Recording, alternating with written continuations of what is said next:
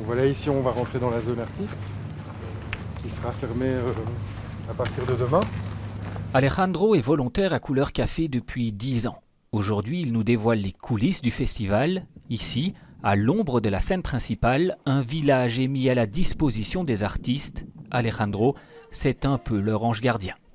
On les accueille le matin, au moment où ils arrivent, on leur montre un peu où se trouvent les différents espaces pour manger, pour se détendre, pour ranger leur matériel.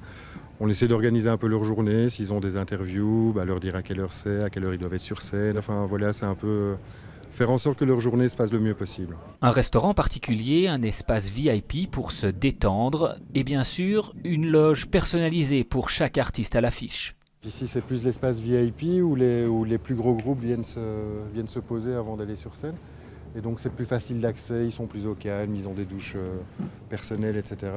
Au cours de ces années, Alejandro a vu passer des tas de stars, des tas d'histoires. Il y a des artistes qui préfèrent aller en voiture qu'à pied, alors qu'en voiture c'est beaucoup plus long qu'à pied, puisque la scène elle est à 20 mètres. Donc voilà, parfois c'est des petits caprices comme ça de stars qui nous font bien rire. À partir de demain, les 20 volontaires au service des artistes emprunteront le même chemin, celui de la scène principale. Un privilège sans prix pour ces guides qui vibreront aussi au son de la foule.